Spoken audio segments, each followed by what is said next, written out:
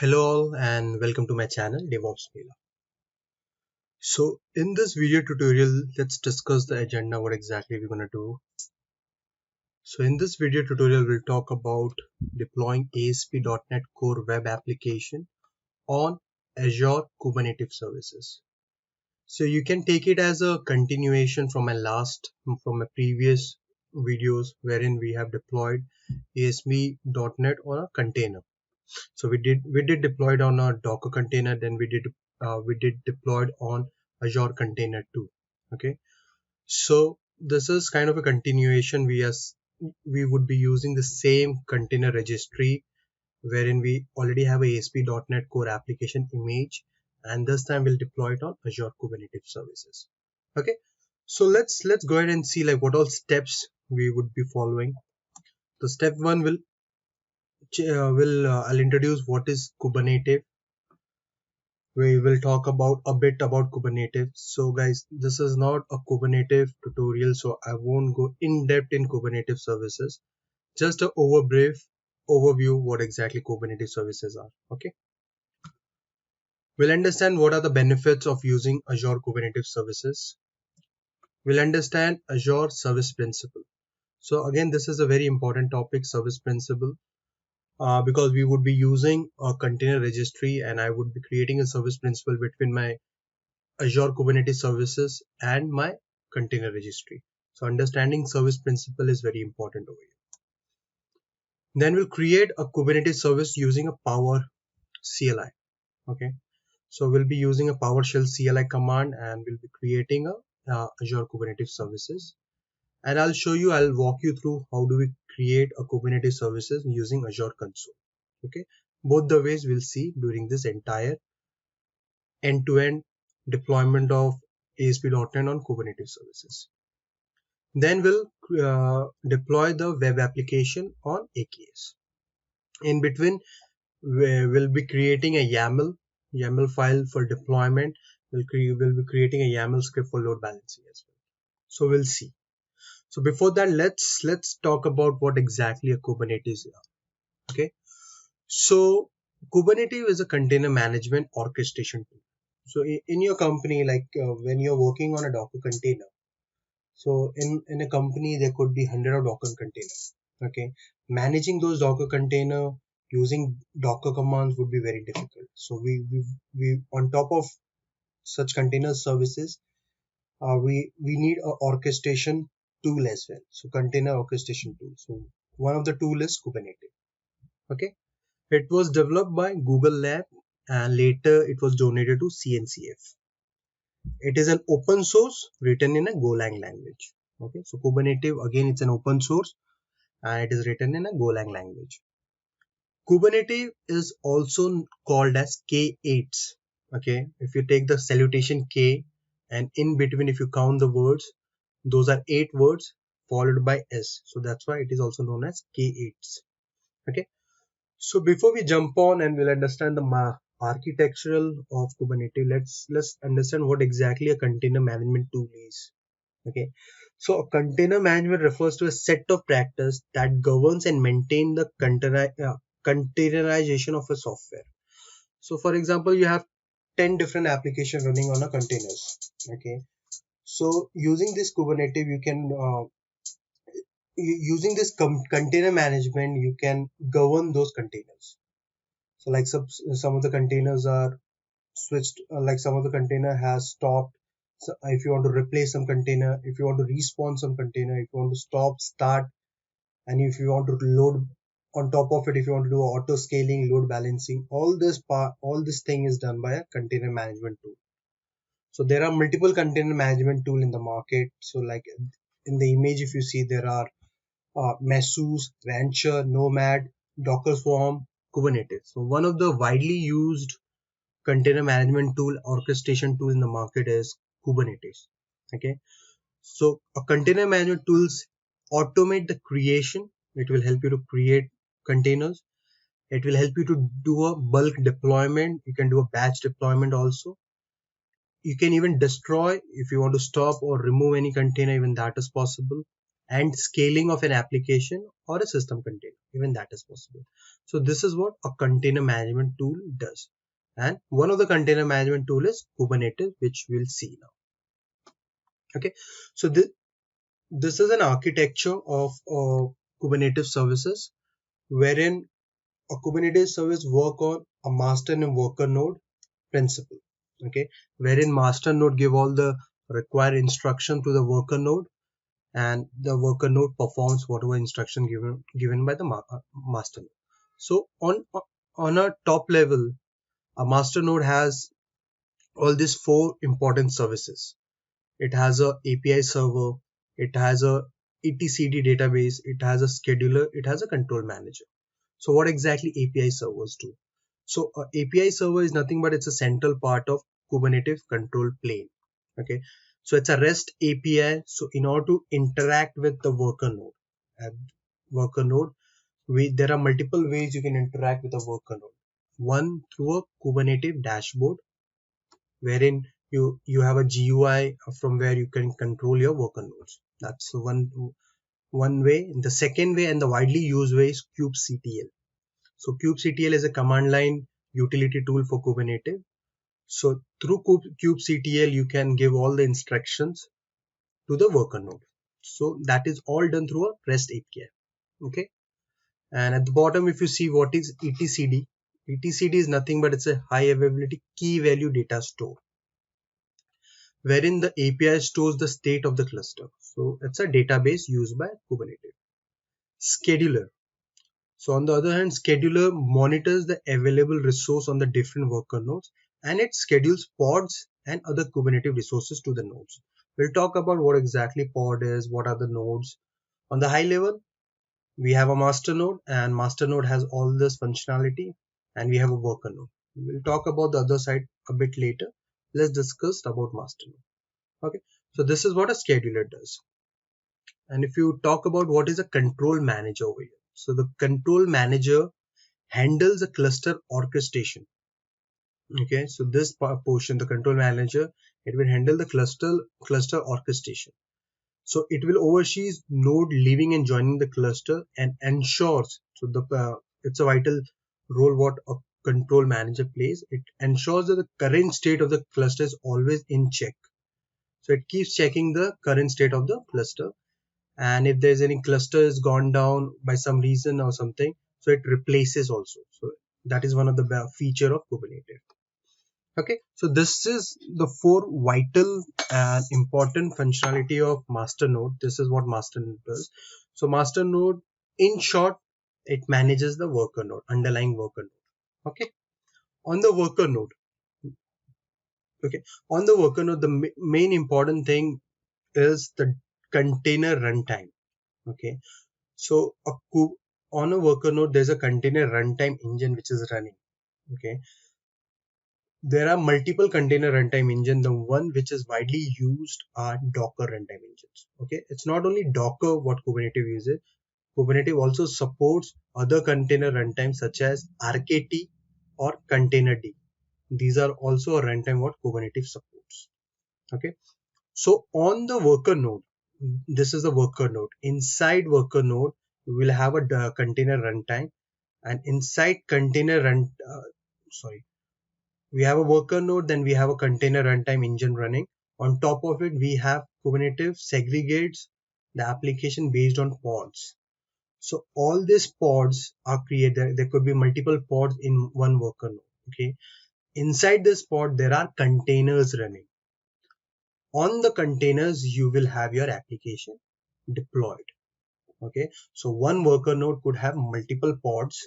Inside the pod, you can have containers. Okay. Those containers, so you can deploy your application inside the container. So the benefit would be your application would be isolated from each other, but they can still interact. So they can still interact using kubeproxy. Sorry, not kubeproxy. They can still interact using container network interface. That is CNI. So at the bottom, if you see the CNI creates a virtual network across the cluster to allow container and pods to communicate regardless of what node they run on. So using this CNI, they interact. Okay, so as we are clear that on worker node, we have a container runtime engine. Mainly it could be Docker or it could be RKT or Containerd. And we will have multiple pods. So the pods can interact using CNI, that is Container Network Interface. Okay, and the all the kubectl communications with the API and everything happens to kubelet. So kubelet communication with the API and applies the resources configuration on the node. So whatever commands we trigger using kubectl, that is communicated to the worker node using kubelet. Okay. Now, if we talk about what exactly a kube DNS is, the kube DNS services allow pods to communicate with each other using their name or FQDN. So it helps you to communicate with the pods using a DNS or within using a name like anything abc.com or whatever FQDN, a fully qualified domain name you give, instead of a local IP. Okay. On the other hand, what exactly kubeproxy does? The kubeproxy plays a very important role. So we would be using kubeproxy, and we would be when we will be deploying our application, we will make use of kubeproxy. So the Kubernetes Service Proxy acts as a load balancer. It will act as a load balancer. It routes. So what exactly it will do? It routes network traffic and forward services to expose them outside of the cluster. So when your application wants to interact, like when if you want your application to be accessible outside world, so this is the place we have to set up a load balancer using kubeproxy. It acts as a load balancer in short. So this is, guys, this is an entire architecture. It is just an overview. Each and every functions what you see of scheduler, it goes way behind, way deep. So this is out of this tutorial. We are not learning Kubernetes over here. We are just saying how we can deploy a ASP.NET application on AKS. That's Azure Kubernetes Services. Before I go and jump on to the other topic of service principle, let's understand what exactly AKS is. AKS is Azure Kubernetes Services. It's a Kubernetes services provided by Microsoft. Okay, it's a platform as a service wherein you don't have to think of setting up a master node, setting up a worker node, establishing connection between those two. So this is quite a task wherein you have to maintain your underlying infrastructure, wherein you have to maintain the complete master and worker node and everything. So that's a big task. So all this task is taken over by Microsoft, and they have a very good service called Azure Kubernetes Services. So what you have to do, just spin the number of nodes you want and start deploying your application. It would be that quick. Okay. So let's go ahead and see the features. So these are some important features of Kubernetes. Okay. So what are the features? It helps you with service discovery. It will help you with load balancing. Storage orchestration. One storage can be used by multiple pods. That is what storage orchestration is. Self-healing. If any of the node or the pod any of the pod has gone down, so it will try and heal it. It will try and come up. If not, it will get automatically replaced by a different pod. Okay. Automatic bin packing, automated rollouts and rollback. If you want to do a deployment, then even that is possible. Automated rollout and a rollback is also possible once you have deployed something, and if you want to roll back those things, so that is quite possible. Even that is provided by Kubernetes. We have batch execution, so if you want to execute a batch, even that is possible. Secret and configuration management, so all your passwords and everything is secured. So those things also can be done using Kubernetes. Horizontal scaling, so Kubernetes provide horizontal scaling as well. Like if there's a big load and if you want to scale, there is a possibility of scaling horizontally. Okay, so these are few features and some important features of Kubernetes. Now So that was all about Kubernetes. That was a short overview, not a detailed explanation, but that was all about a Kubernetes. And now let's jump on to service principle. So guys, this is again a different topic. The only reason I have included this into this introduction tutorial because we would be making use of service principle. Okay, so understanding service principle well in advance is very important. So we'll understand what exactly service principle is. So just an example, like if you want to access any resource on Azure cloud, so what do you do? So there's a user created, correct? So there's a user created, you create a user. So we have Azure AD, Active Directory. So we create a user and we give a and we assign a specific role to the user in order to access those resources. So this is what we do. Okay. So this is my container registry. This is my Azure AD. So if a particular user want to access container registry, we may have to provide a uh, we may have to give the necessary access to the user in order to access that. Okay, so in for the same thing, if you want to access, if one of the application like one of the services, if that services need to access something called container registry or some other services through a user, so we may have to provide that required access. Okay, using that, so like suppose we have spinned Azure Kubernetes services, and now we want to use a container registry now. So we'll have a user ID created, we'll have the user ID given all required access so that my Kubernetes services can access a container registry or any other services. So what we are doing, we have a add-on over here. We are creating a user, we are maintaining that user, we are giving all the required access, permissions and everything to that user.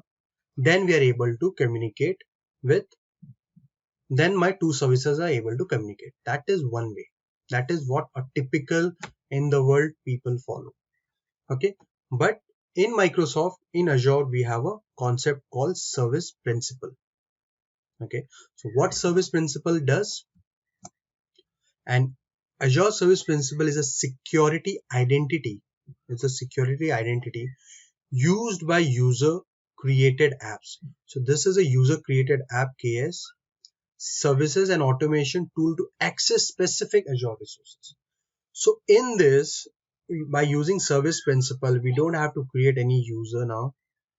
We can just create a service principle and we can give a only container registry access, just this one specific access to my user created services. Okay, so we overlap all this. The benefit, we have a security benefit, plus we don't have to create a new user, plus we don't have to worry about what access was provided to the user, whether once the task is completed whether we revoke the access or not. Those things we have to maintain. Over here, straightforward, we just give an access, a service principle would be created, and the required services access would be given to your application, to your services. So this is what exactly a service principle is. So this is what we're gonna do. Okay, so this was quite a introduction about AKS, not AKS exactly, introduction about Kubernetes services and the steps what we're gonna do and what exactly a service principle. On the other hand of this tutorial, we'll go and create a Kubernetes services using a Azure Power CLI command. Then we'll deploy a ASP.NET Core application. So till then, thank you. And if you guys are new to this video channel, to my YouTube channel, please guys, please do subscribe. There's many videos coming up next. So please enable the notification and don't miss any of my videos. Thank you.